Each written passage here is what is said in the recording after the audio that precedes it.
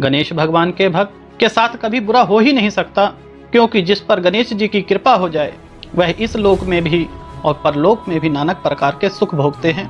परंतु उन सुखों को आपको पहचानने की जरूरत होती है। एक भक्त थे जो हर साल गणेश जी का जन्म आता था, पंडाल लगाया करते थे, सेवा करते थे, लंगर पूजा पाठ करते थे। धीरे धीरे समय बीतता गया, विवाह की उम्र आई, पिताजी ने विवाह कर दिया। साल भर के पश्चात उनको गणेश जी की कृपा से एक पुत्र प्राप्त हुआ।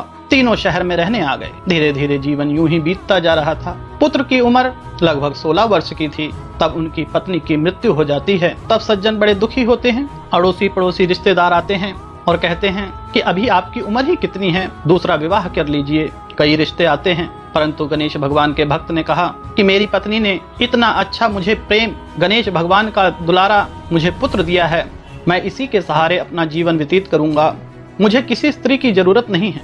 धीरे धीरे बच्चा बड़ा हुआ, पढ़ाई लिखाई पूरी हो गई। उन्होंने अपनी दुकान पर अपने पुत्र को बिठा दिया। कुछ दिन पश्चात बच्चे का विवाह हुआ।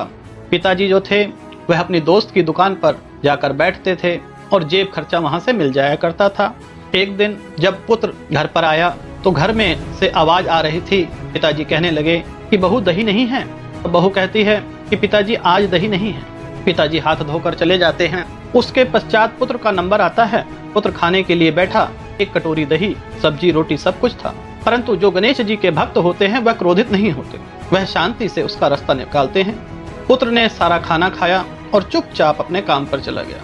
प्रातः काल उठा, पिताजी बरामदे में सो रहे थे तो पिताजी से कहने लगा कि पिताजी आज आपको कोर्ट कचहरी चलना है और मैं आपका विवाह कराऊंगा।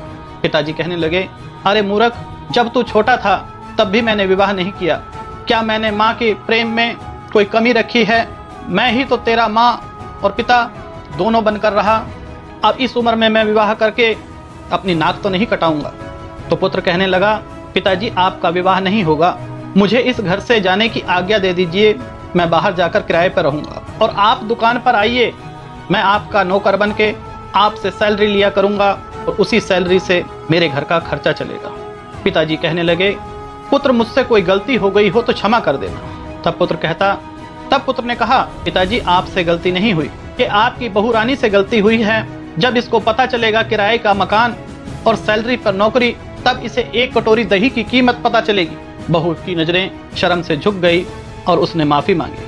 हमें इस कथा के माध्यम से यह सीख मिली कि गणेश भगवान के जो भक्त होते हैं वह हर एक परेशानी का रास्ता संयम से निकाल लेते हैं। इसी प्रकार से हम भी अगर गणेश भगवान को अपना मानेंगे, क्योंकि वह विघ्न हरता है, आप पर विघ्न आने नहीं देंगे। दुख तो आनी जानी चीज है, परंतु जो परम भक्त होते हैं उनके जीवन में खुशियां ही खुशियां लाते हैं गणेश भगवान।